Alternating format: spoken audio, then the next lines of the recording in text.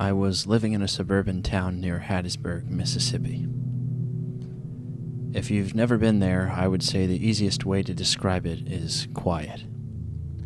Nothing happens around there. It's a place for retired folks to move to and settle down in, and that's exactly what my great aunt had decided to do. She was one of the last remaining members of my family that I spoke to. I don't want to go into too much detail, but I'll say that my family's dynamic is complex. And needless to say, my great aunt Carol was getting older, so I decided to move in with her and help out. At the time, I had nothing going for me. I was 26, bussing tables at a local Mexican restaurant that did way more business than it deserved to, making my shit-for-pay job a hell of a lot more cumbersome than it needed to be. So when an opportunity came up for me to live rent-free, I took it. And on top of everything, it was for a good cause.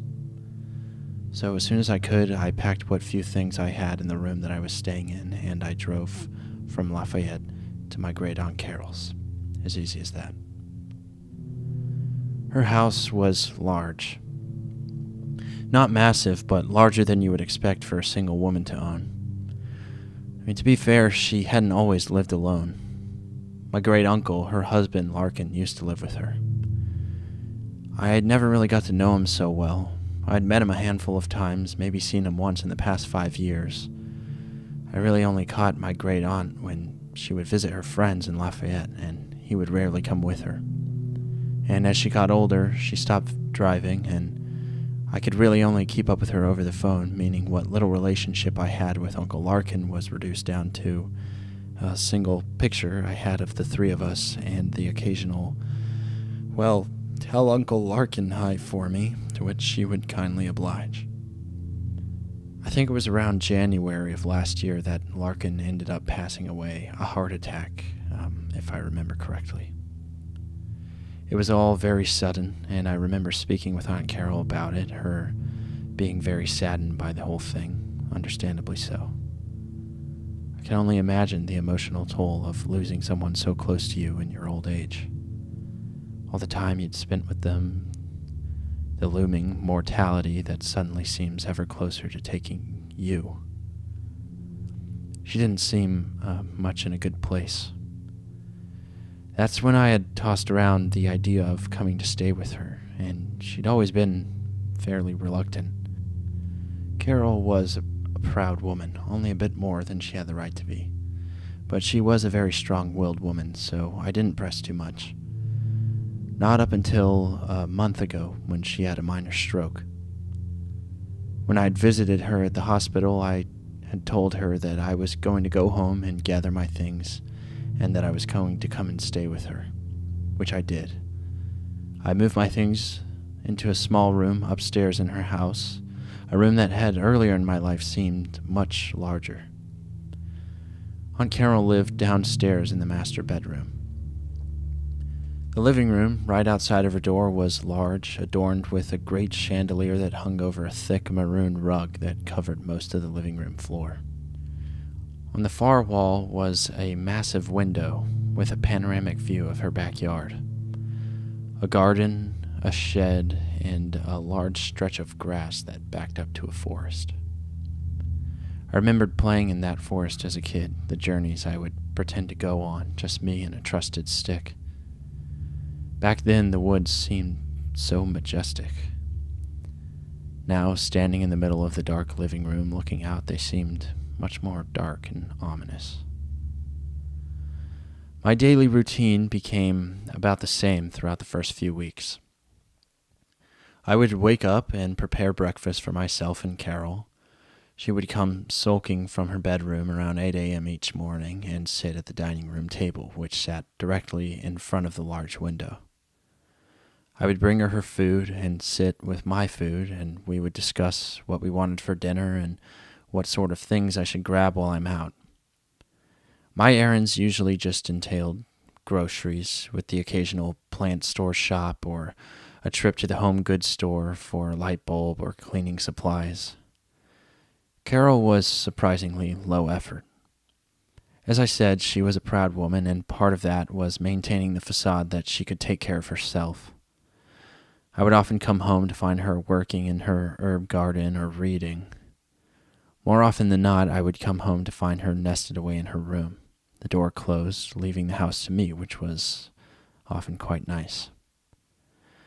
At times, she really just felt like a roommate. Carol was quite soft-spoken, rarely probed about my life. She'd always just kind of accepted me for who I was, no questions asked, which is exactly why I'd always found refuge in her. Her and I both found solace in the fact that we felt estranged from the rest of the family, and I appreciated her for that. As the first few weeks went by, I did start to notice things about Aunt Carol that had never really previously stuck out to me, mostly because we'd never spent such an extended amount of time together. She, as I said earlier, spent a lot of time alone in her room, which isn't all that strange. But sometimes I would come home to find the house empty and dark, save for the light on in her room, and I would hear talking aloud.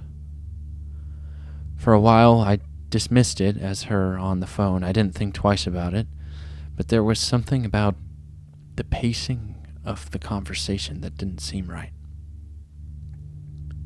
She would often pause mid-sentence and begin muttering indistinguishable words under her breath.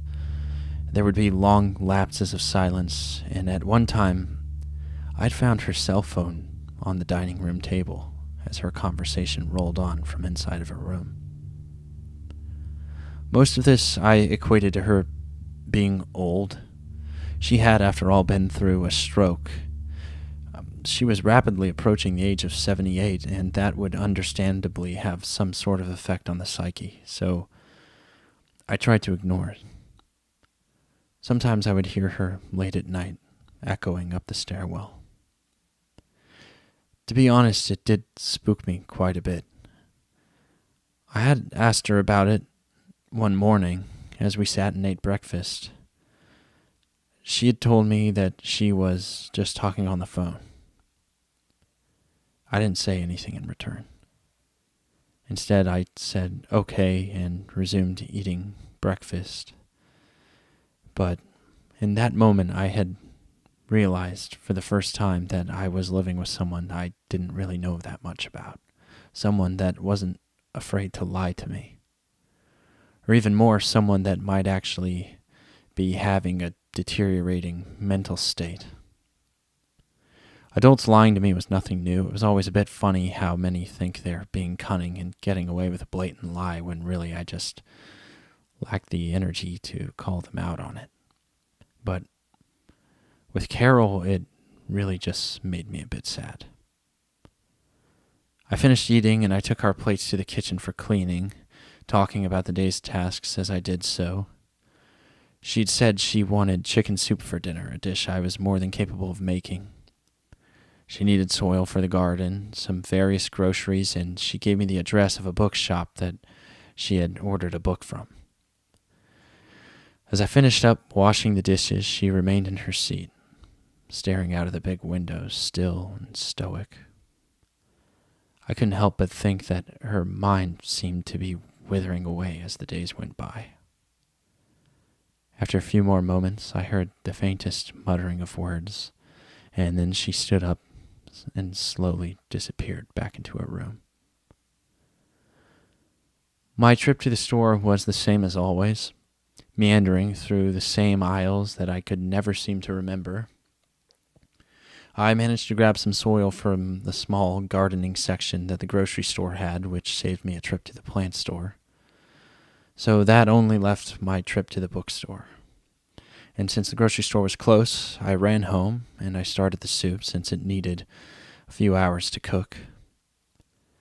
After I situated the pot on the stove, I hopped in my car and plugged in the address that Carol had given me, and I drove to it. When I had arrived, I was parked out front of a small house in a suburb about 20 minutes from Carol's. I double-checked the address, and it still checked out. I thought for a moment about the thoughts that I was having earlier about Carol sort of losing her mind. But then again, we were in Mississippi, and I guess that there isn't anything abnormal about someone running a bookshop from their home. So I went up to the door and I knocked. A voice from inside asked who was there, and I said that I was there to pick up a book for Carol's sitter. The person opened up the door slightly to reveal a wrinkled, tired face of an old man. Maybe not too old. It was the kind of face that looks more worn by cigarettes and liquor than by time. He looked me up and down and said to wait a moment, closing the door again. I stood there and looked around his patio. It was decaying. The wood looked dead and there was mold growing on the door frame. It seemed like this person didn't go outside much. The door opened again, only slightly, and the man handed me a book wrapped in newspaper. And then he told me to have a nice day, and he closed the door in my face. And that was that. I stood for another moment wondering if I needed to pay, but I guess I didn't, so I took the book and I got back in my car. The book was heavy. I drove about a block away and I stopped the car. I was curious to know a little bit more about my aunt, especially after the whole revelation, or whatever you'd care to call me, finally coming to realize that Carol's really just some lady who I had a blood relation to and who I knew only on a fairly superficial level. I wanted to know what she sat around reading all day, what she cared about, what kinds of things she did that she didn't tell me. I guess I'd developed a sudden fascination with the Carol that lived inside the master bedroom. I unfolded the newspaper and revealed what was a thick, plain book. The exterior was some sort of felt material, like fabric. It was dark, faded green, with no text on it whatsoever, just blank, front and back. I flipped it open and immediately noticed that many of the pages had been written all over, words circled, underlined, small drawings in the margins, lines going every which way. I looked closer to see the text below the scrawlings, and it looked to be something like an instruction manual. It almost looked like a cookbook in a way, but with very detailed steps. The illustration printed on the page I was looking at had a large circle with concentric lines all around its diameter, all leading to the center of the circle. On the side was a list of ingredients like thyme, oak bark, mostly plants. As I flipped through more of the pages, I found most of the book to be about the same. It was separated into different sections, each with its own list of materials, instructions, and an illustration to pair. They were rituals. That explains the strange man. It would take a strange person to sell a book like this, and I'm sure that these drawings were probably done by him. But I wasn't exactly sure what my Aunt Carol would want with a book like this.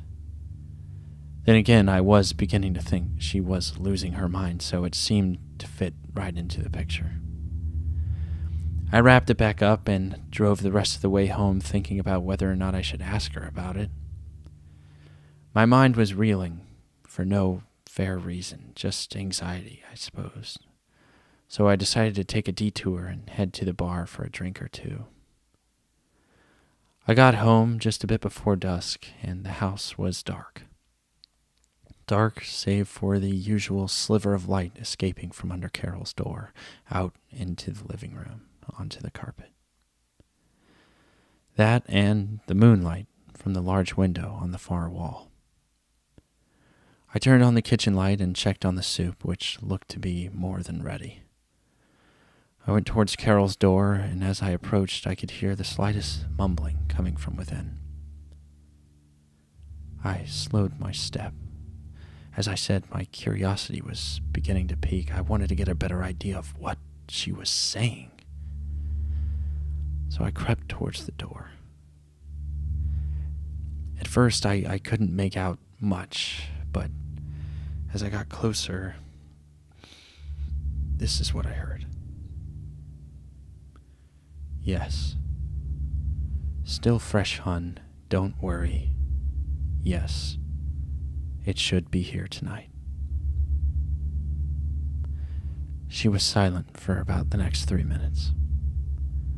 That's when I began to feel ridiculous listening in on her. It felt wrong.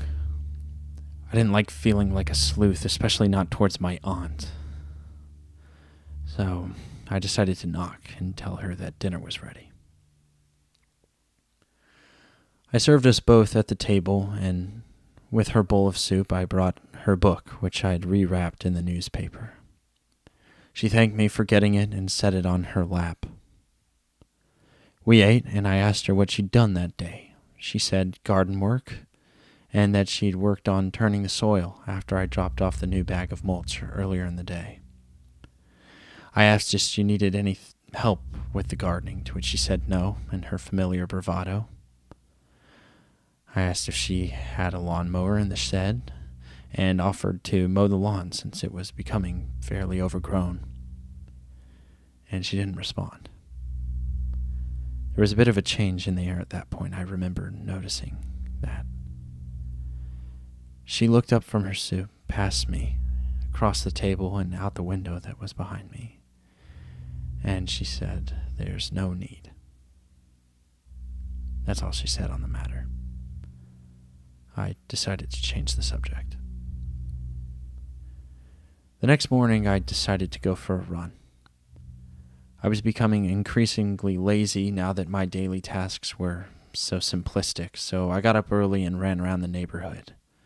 It was a very spaced-out subdivision, most of it backed up to the same forest, so the plot of land that each house had was fairly generous. But nobody was outside. It was early, but even so, I couldn't help but notice the whole neighborhood seemed eerily silent. I was beginning to think that I might have been developing a bit of a paranoia. Living in Carol's house was beginning to take a bit of a toll on me. The repetitive nature of my days, her strange mumbling, and the overall uneventful nature of things was pretty far from where I imagined myself in my mid-20s. But the world was a difficult place to afford, and I wasn't fit for making money. I jogged around the block, soon ending up back at my aunt's. I took a minute to cool off in the backyard.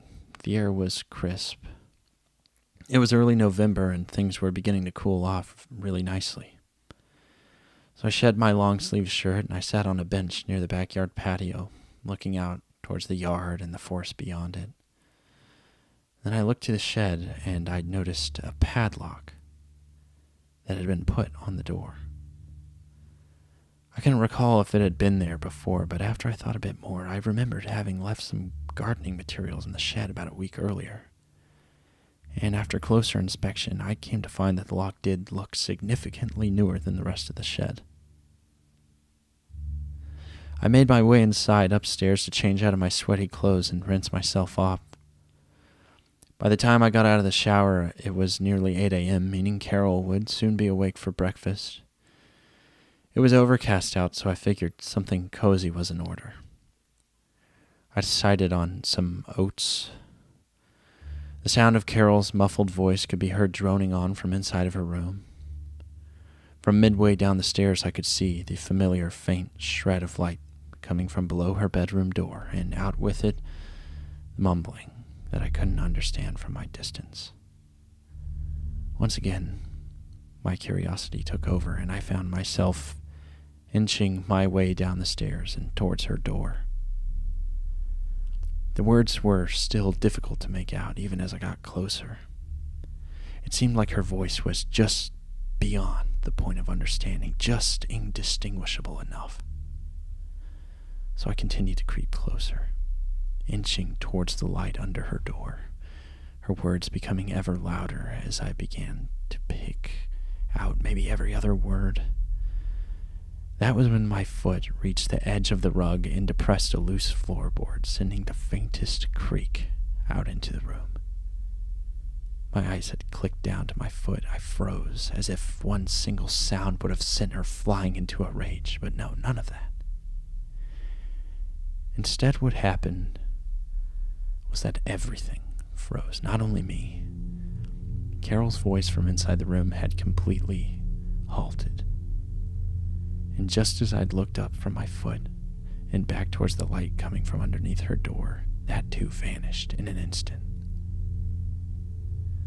I stood in the darkness, scared to move, partially from fear and partially from embarrassment that I'd been creeping through the house.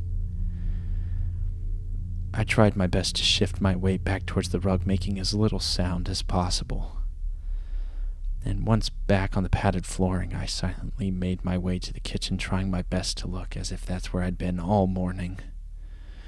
My mind, however, was still fixated on the fact that whatever it was that Carol was saying, she wanted to say in secret, complete secret, something that wasn't even to be heard in passing. As she surfaced from her room and made her way to the dining room, there was an apparent air in the room between us both, as if we'd each been caught doing something we didn't want the other knowing of. In turn, we were both trying our best to pretend that it hadn't happened. We sat and ate the oats I'd prepared, mostly in silence, until Carol spoke up about the errands for the day. She told me she ordered an antique desk from a man a ways north, nearly a 2-hour drive. I wanted to ask her why she would order something so far away, but I bit my tongue. It was obvious why she would do that, because she didn't have to go fetch it for herself. I asked her for all the necessary information, as well as a phone number for the man she had contacted for the desk. She gave me a crumpled piece of paper with all the details scrawled across it in very lightly drawn pencil, writing done by a hand that couldn't muster much more strength. Just looking at her delicate handwriting made me a bit sad. She thanked me and resumed eating her food. And as I watched her shaking hand deliver each small bite of oatmeal, my guilt began to surge. I felt ridiculous, foolish even, for being so prying about her life, so judgmental. I mean, she was old. She'd been through so much. She'd opened up her home to me, the one who'd initiated coming in the first place. I had no right to barge into someone's life and begin dusting for dirty fingerprints, or even feel burdened for having to drive and pick up a desk for them. Maybe I was the one beginning to lose my mind. I left the house around 11 and began driving. I'd spent most of my time between breakfast and leaving making sure I had the necessary ropes available for the inevitable task of harnessing a desk into the trunk of my Toyota Camry. I was feeling pathetic at that point. That I'd come into her home in the first place, how low my life had seemed to drop to the point of spying on my stroke victim of a great aunt. I felt like I should just keep driving and not return to her house. All I did was get her groceries. I cooked her meals. It was apparent that I wasn't an entirely necessary addition to her life. I was just saving her some money so she didn't instead pay a service to do these things for her. At the end of the day, I was pretty sure that I was the charity case. And these thoughts just kept on until I reached the house of the man selling the desk. Once again, I found myself in a suburb. But for an antique desk, I suppose that it made more sense. So I walked up the sidewalk to the door of the home, this one actually quite a bit nicer than the last, and I knocked on the door. There was no answer for a long moment, so I knocked again, this time a bit louder, and still no reply. I stood for a long minute, triple-checked the address on the paper she had given me, and the address matched. This was where I was supposed to be. I crumpled it up and shoved it in my pocket, and I stood for a bit longer. As I was walking back to my car, I heard what sounded like someone coming out of a side door. I walked towards the driveway and saw an older woman exiting the home, walking towards the garage. She seemed a bit surprised to see me, which made me realize I didn't look entirely presentable that day. I suppose my internal state had begun to show on the outside a bit as well.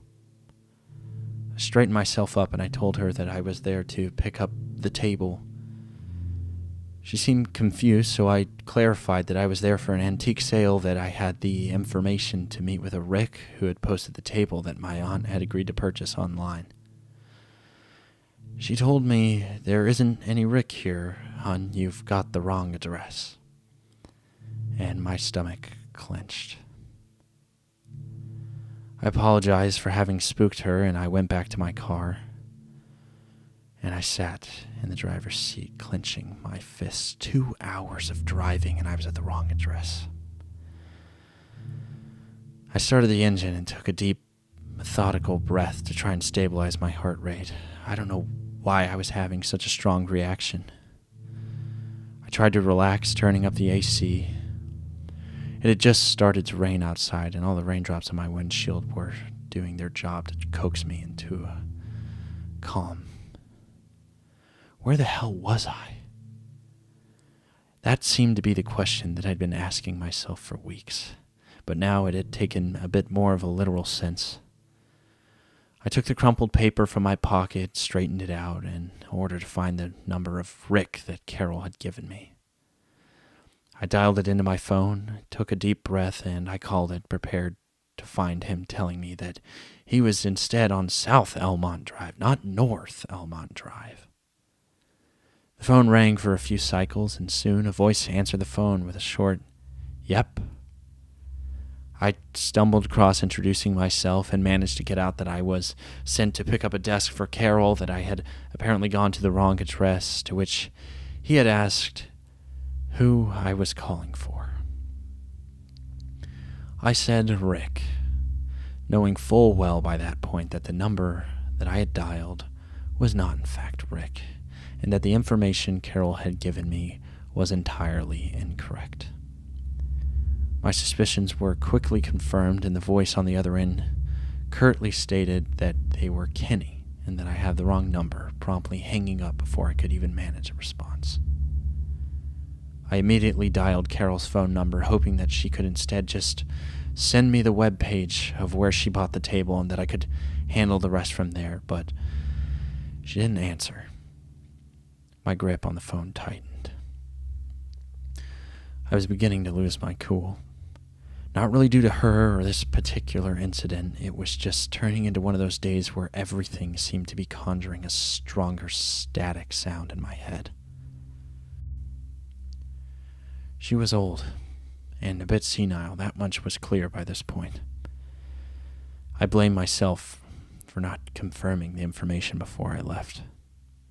I decided to just head home. It's not as if she needed this desk today, and I figured I might be able to benefit from a nap or a drink. I arrived at Carol's almost 2.5 hours later, the rain having rolled in at full force right as rush hour hit, slowing the already slow-paced traffic to a near halt. I gathered myself before I entered the house. I didn't want to seem angry at Carol, even though I really was annoyed at having wasted my entire day on a worthless trip across town. I made my way into the backyard quickly so as to avoid the rainfall, and on the way I found something strange. The garden, Carol's herb garden, had been dug up. There were still plants, but they were strewn all around the plant bed. The soil was upturned, and it looked as if it had been flung all around the yard by something. I thought that maybe a dog had made its way onto the property, but as I stood there in the rain staring at it, my brain almost involuntarily flashed images of Carol on her hands and knees, flinging the plants in the soil all around the yard like a lunatic. It was apparent by this point that my hostile attributions towards Carol were starting to take control of my mind. As much as I tried to ignore her odd goings-on as old age quirks, I couldn't help but find myself spooked by her mental state as I spent more time in her home. I went inside to shower off and change into something comfortable. Carol's light was off. Perhaps she didn't answer her phone because she'd been sleeping all day. I looked around the house for signs of dirt to see if maybe it had been her that upturned the garden after all, but the house looked as clean as it had before I left. I showered, shaved, and spent a good amount of time looking at myself in the mirror, wondering when exactly I would leave this house. I was starting to wonder if I did matter to Carol, if me leaving would be a relief to her, or if it would feel like abandonment. I decided I would talk to her about it at dinner, and I went downstairs to begin cooking something for us to eat. I prepped some chicken, put it in the oven to bake, pouring myself a generous glass of whiskey for the wait. I sat at the dining room table to watch the rain, but my eyes remained fixated on the upturned garden. I was trying to figure out what had happened to it. It wasn't a simple hole. No, the entire plot, almost 6 feet long, had been dug up. Some of the plants were still in the soil, others laying nearby in piles of dirt. It didn't look like a single dog could have or would have done this, nor did it look like someone had stolen any plants. It just looked like someone had gone digging in the garden. My thoughts continued to flow on the matter until I realized that my glass was empty. I suppose I'd been thinking harder than I realized, and as I stood up to refill it, I was relieved to find the liquor had done its job. For the first time all day, I felt a bit at ease. I walked into the kitchen to check on the chicken, and after finding it was nearly done, I refilled my glass and walked to Carol's room to let her know that dinner was nearly ready. I listened first for any sort of sound coming from within, but it was silent. I didn't want to wake her if she had been napping, but it was dinner time, and I didn't feel much like serving her dinner any time later. I wanted to take the rest of the night off from Carol. I knocked on her door and said that I'd made baked chicken for us. She didn't respond, so I knocked again, louder, perhaps a bit too loud, but I'd been drinking, so my inhibitions were low. Still, she didn't respond. I thought momentarily about opening up the door, but I didn't feel right about peeping into her room, especially not after the incident earlier that day. So I decided I would eat dinner alone. I fixed myself a plate and sat down at the table to eat. The rain continued to fall outside as the sun set, the patter of rain on the window, lulling my boozed mind into an almost entranced state of calm. I gazed blankly out the large window, out at the yard, out towards the forest edge, and then over towards the shed, where I noticed a hint of light escaping from under its door. I tried to focus my vision on it, though after a few drinks my eyesight was having trouble adjusting. But it was there. The faintest glow, almost flickering, as it was coming from inside the shed. I hadn't seen a light in there previously, and after thinking on it a bit, I was sure that the shed had no electricity whatsoever. I looked towards its door, remembering the padlock that I'd seen on it the day before, and it was gone. Now, the idea that someone had been attempting to steal from the garden didn't seem too out of the picture, and I worried that someone might be stealing from the shed. I stood up and walked to Carol's door, knocking a bit louder than I intended this time, asking her to wake up. She still didn't respond, and I waited a moment, but almost involuntarily I decided to open up the door and walk into what I quickly realized was an empty room. The lights were off, the bed was made, the entire room had been almost immaculately cleaned. I'd slipped on a windbreaker that I kept hanging on a rack next to the front door, and I made my way outside and around the corner of the house towards the backyard. As I approached the backyard, I could see even clearer the light emanating from inside the shed. I walked towards it slowly, and as I got closer, I realized the possibility that perhaps it was Carol in the shed all along. So I called out to her from the middle of the yard and waited for a reply. Nothing. Not until I heard the rear doors of the shed open the light from within shooting out towards the forest. I called Carol's name again. I listened for anything, any sound to emanate out from the static of the rainfall from the doorway. There was no noise. Instead, around the corner of the shed came a face peering out at me. It looked like a man, but he was tall, nearly 6 feet tall as I was, and he was black. A dark black. I couldn't barely make out any of his features except for the 2 white eyes staring at me from the middle of his obscured face. Before I could even attempt to gain focus, he turned away from me and he ran towards the forest. And in a moment of foolish panic, I followed suit. I pulled my phone from my pocket and I turned the flash on, using it to stay fixated on the man. He was slow, much slower than I was, but I kept my distance, trying to keep him in my light. I could see him moving, almost as if he were exhausted. His limbs were lanky and flailing, running into the trees as he barreled ahead. I called out to him to stop, but he kept running, aimlessly.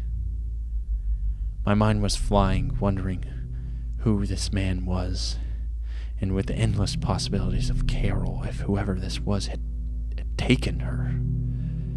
I called again, this time louder, asking him who he was, for him to stop running. He kept his pace. Then again I shouted at him to stop, and I asked him, almost foolishly, what he'd done with Carol, what he'd done with my aunt. And that's when he'd slowed down to a stop. I aimed my light at him. Through the falling rain, the details of his body came into view. He was nude, and his black skin, it wasn't black, but it was covered in dirt. His skin underneath it was white, a pale, almost sickly white. It looked curdled and bumpy under the mud that covered it. I could see what looked to be open wounds on his thigh and around his stomach. I aimed my light higher up at his face, and that's when I realized who the man that I was staring at was. Standing in the rain before me, naked and covered in mud, was my great uncle, Larkin.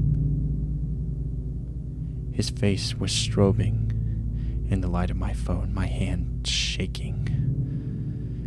I could hear his strained breathing through the sounds of rainfall, see what looked like dirt and blood coming from an open hole in his cheek. For a moment I thought that I was losing my mind, but it was real. This was Larkin, some semblance of him at least. I stood still. I couldn't move. He stared at me for what felt like an eternity, though likely it was nothing more than a moment. But my terror was so palpable, more than I could ever describe to you in a way that you would be able to understand. This was no ghost, no fleeting apparition. It wasn't a shadow. Larkin stood before me, flesh and blood, naked, looking at me with those 2 stark wide eyes. Eyes stricken with a look of terror far beyond that of my own. I remember that the most.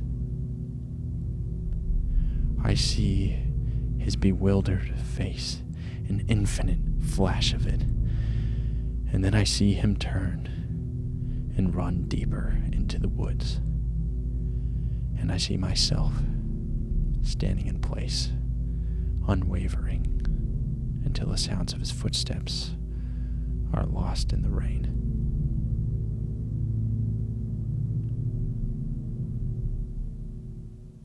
I checked the entire house up and down. I called to local authorities and reported my aunt missing. They informed me that the amount of missing elderly calls that they receive is actually quite high, as if to conjure some sort of relief in that fact.